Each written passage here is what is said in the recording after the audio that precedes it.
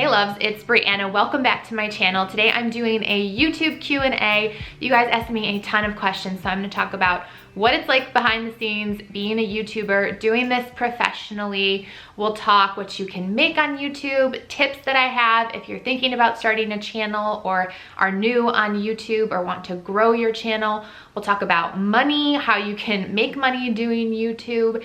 We're going to talk about dealing with hate comments and looking at your data on YouTube. A whole bunch of really fun topics.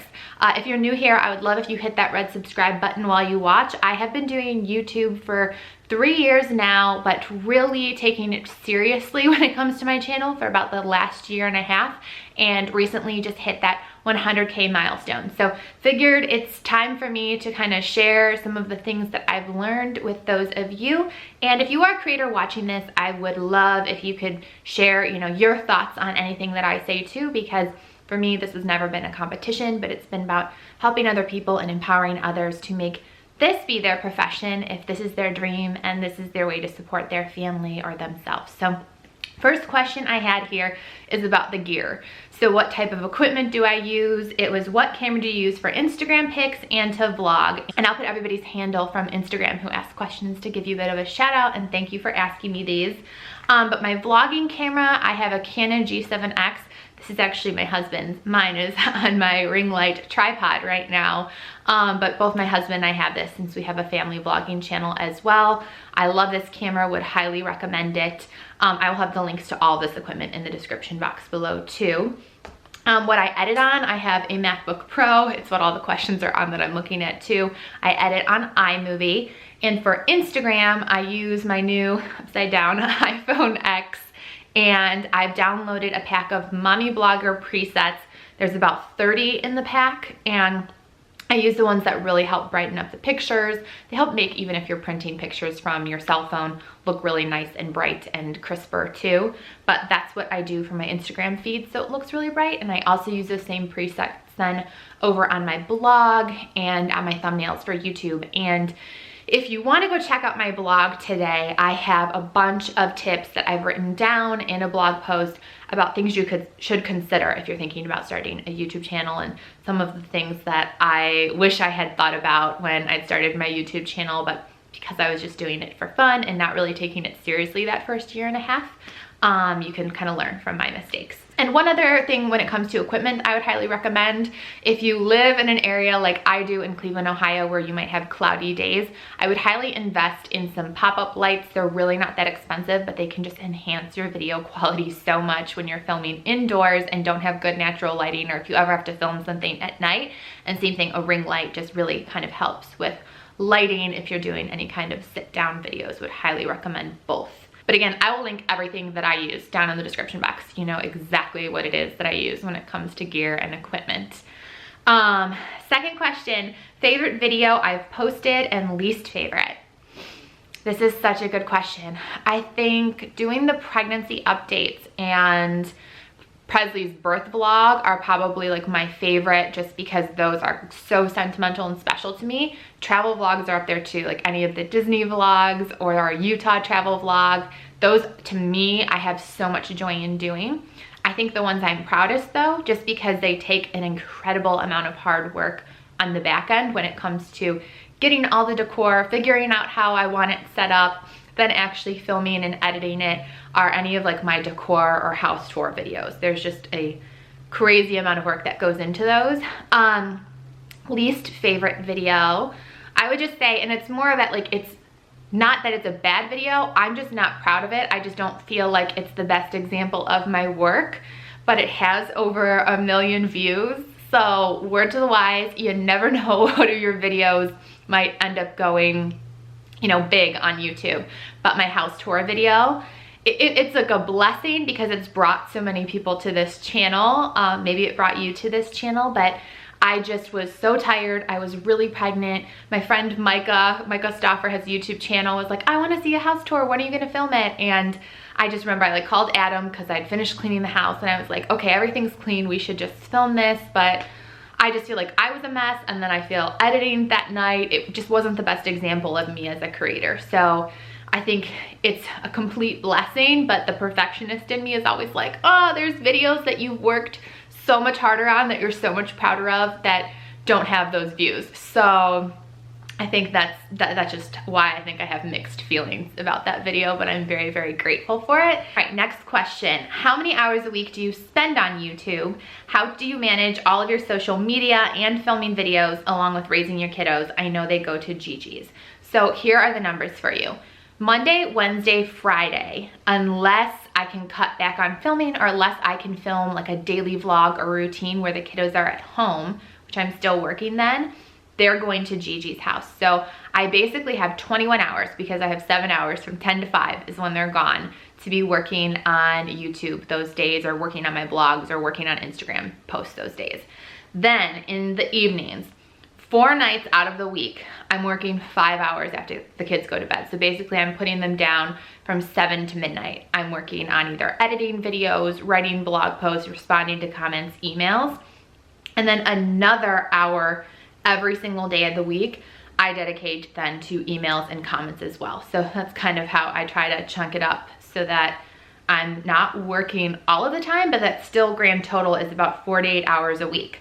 Plus I have an intern that supports me 10 hours a week if I'm doing a sponsored video or need somebody to take pictures for Instagram. She assists with that. She's been helping recently that I've been shipping out merch when I had things on my Poshmark closet, which I still do. She helps ship anything from that out for me.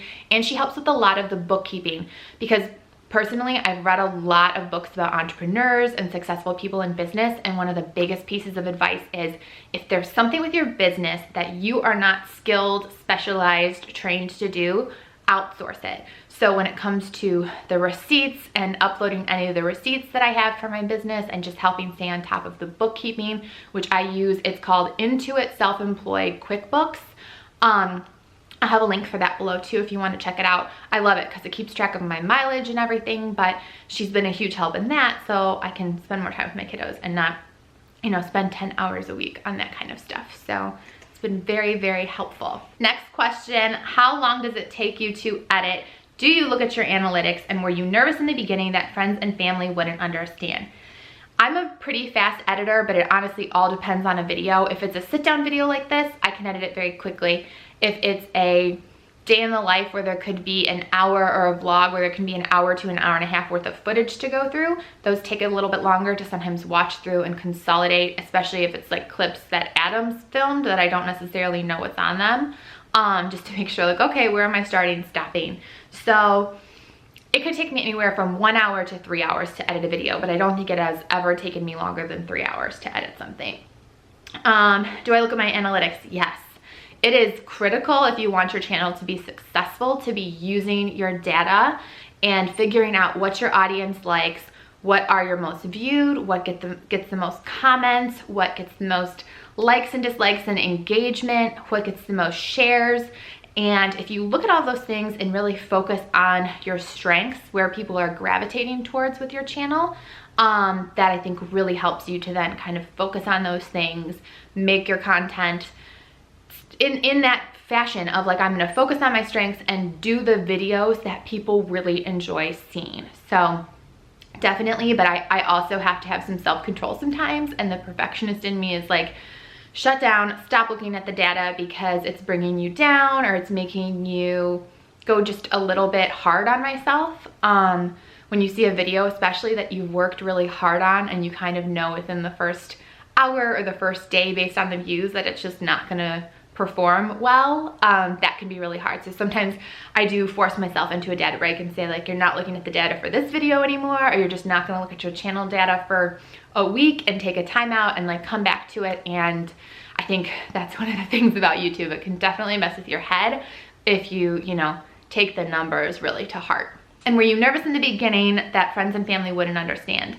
I've said this in my Draw My Life video, but if you haven't watched it, like I've been in front of a camera. I think my mom started me in modeling when I was 2. I did a cable TV show in 7th grade. So actually when I was teaching and working in recruitment, I think my family found it very strange that I wasn't actually doing broadcast journalism like I went to college for. So I don't think they're surprised, but I think the question under that question is if you do have friends or family that think you starting a YouTube channel sounds crazy, or that they're not being supportive, or maybe they have concerns about you sharing your life and your personal business on the internet, which I wouldn't, like, I would say have your boundaries, like, don't be careless, only put the things out there that you truly want shared with the world, because you never know who's watching. But don't let somebody question your dreams. Like, if it is your dream to become a YouTuber, you have to go for that dream and believe in yourself and find others who are going to build you up and encourage you and support you. And your family will come around probably once some of their concerns get quelled a bit, but don't give up on your dreams. Like, whatever you do, if it is your dream to do this, you've got to do this. Next question, do you think you'll keep doing stay-at-home mom, YouTube, boss mom stuff for a long time, or plans in the future to return back to an office type job? I never thought I would be doing this, so I don't know what the future holds. What is your #1 piece of advice for a new YouTuber, advice for small YouTubers in hopes to grow their channels? Check out the blog post, because I think if you are completely brand new or starting your channel or very early, you could learn a lot from the blog post. You could also probably just like tighten up some things if you think about those things again with your channel. My biggest piece of advice for anyone, if you want to grow your channel, is collab, make friends, make connections. It is so important to have those people that you can rely on to not only talk to and learn from and share with them what you've learned, but collabing also always helps for their audience to find out about you and for you to share them with your audience. So to me, I would always say collab and make friends. Ooh, this is a good one. If you could start over, what would you post as your first YouTube video? So my first YouTube video I did as an experiment. I just did a vlog of my first day back to work after maternity leave from my son Landon. He's my first baby.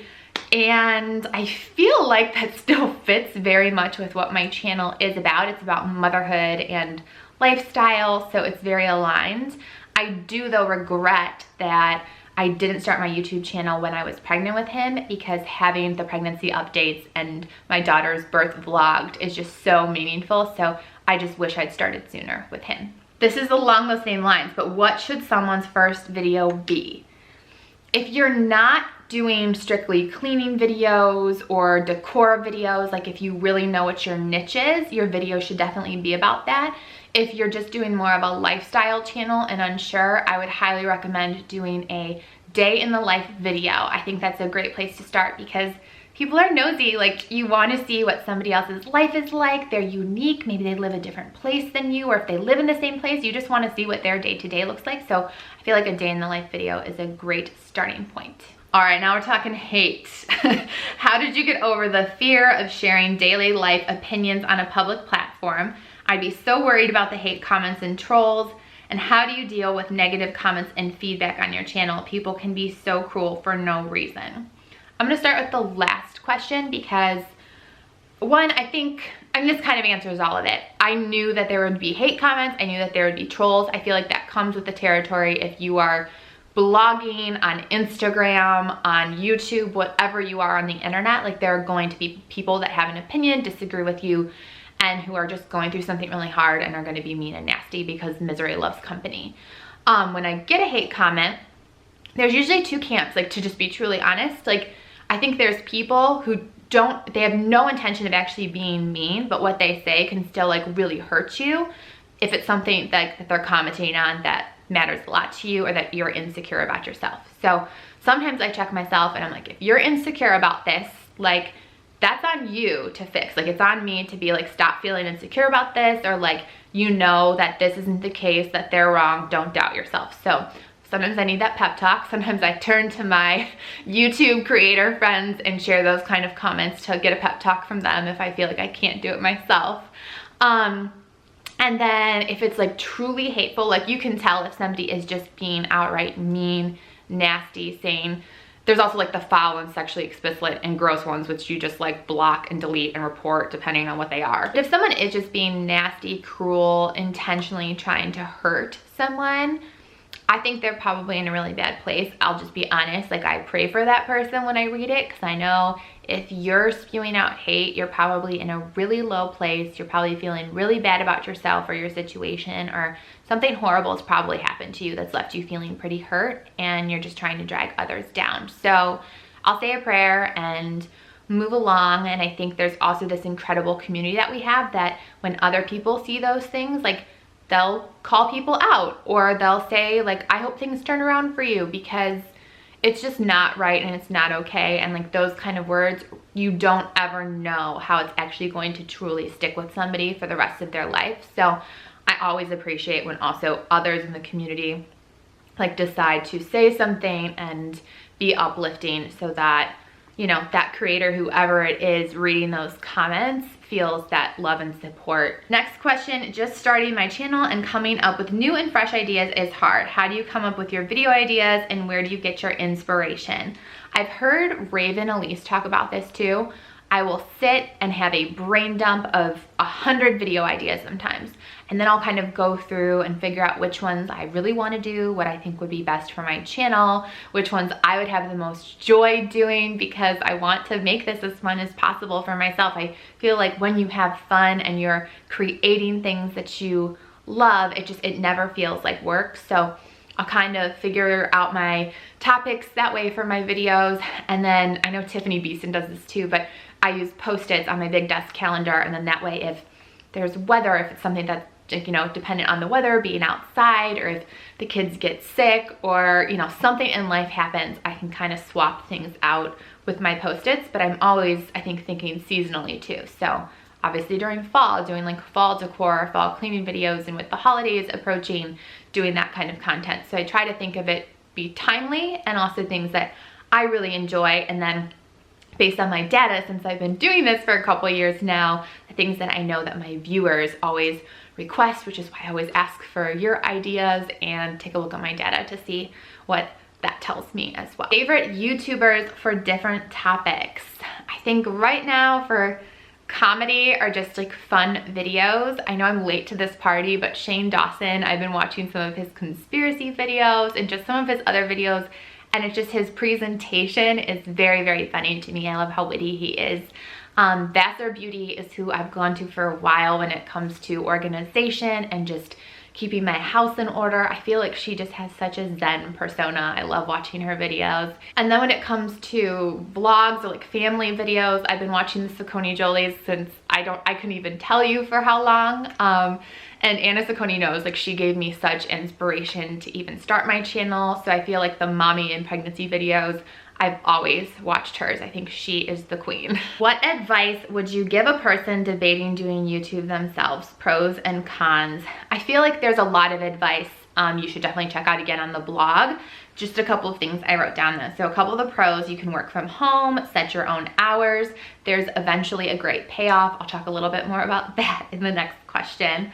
I think the cons though, lines can get really blurred as far as like when you're working, when you're off.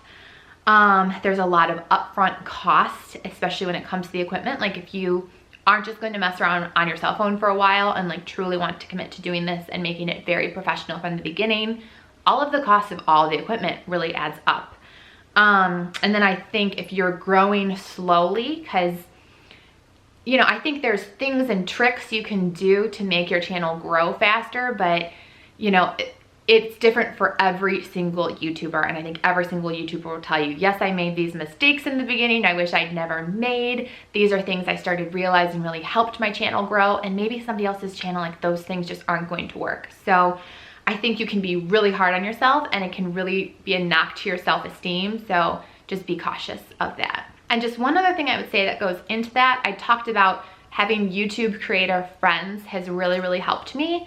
And I think when it comes to all of this, other creators just understand, as supportive and as wonderful as my friends are of what I'm doing, unless you're actually doing this yourself and understand what the day-to-day can look like and what some of the hate comments can do to you and what your data can do to your mentality, I think other people can really try to be empathetic and understand, but it's just other creators get it. So like, the group of moms I went to Vegas with, we text each other every day about this kind of stuff because it is just so helpful to have that support of other people who are doing this and just get it and are in the same boat as you. All right, and the final question I'm going to talk about, because I feel like this is a question I get all of the time by both my friends and other people just wanting to know, how is it that you can make money doing YouTube or doing a blog or doing Instagram, doing all the things? And the question I will address is your YouTube channel income equal to your teaching career? And very quickly, it's double what my teaching salary was right now, like in the moment that I'm in right now. And here are the different like revenue streams of how YouTubers make their income. So the first one is ad revenue. So on your YouTube videos, having ads, once you get over the threshold for watch time and views and subscribers that YouTube has, you can start putting ads on your videos and make money when people view those ads. So that's the first one. So I think especially in the data, if you're, trying to say like, I need to make this amount of money to put food on the table for my family, that's then very tied to your views, because the more views that your videos get with the ads on them, the more ad revenue that you would be making. So I think that's why you'll see people talk about, oh, it's clickbait. Like, yes, YouTubers, if they're trying to make a certain amount of money to get by, are probably going to do very clicky things because they want more views so that they can make more ad revenue. The second way that you can make money is sponsorships. And for pretty much every other YouTuber I've spoken to, unless they just get a very extraordinarily high average number of views on their channel, sponsorships is truly what really is the big payout here. And I think what advertisers do look at is how many subscribers does the channel have, how many average views does the channel have, and therefore what they then would pay for somebody to integrate their product into their video can look completely different. But that's truly where every YouTuber I've talked to says, I, make the bulk of my revenue from doing sponsored videos on my channel. And I'll just tell you my rule when it comes to sponsors. I think I've shared this before with you guys, but if it's a brand I already know and love and use and they reach out to me, I will work with them and do a sponsored video. However, if it's a company or a product or something I haven't heard of or have never used myself before, I will never commit to an integrated video until I actually get to try it out and use it myself and make sure I love it. Because to me, my subscribers, my viewers, you are my friends, and I would never recommend something to you that I didn't love and use myself. So that's kind of my rule of thumb. I think,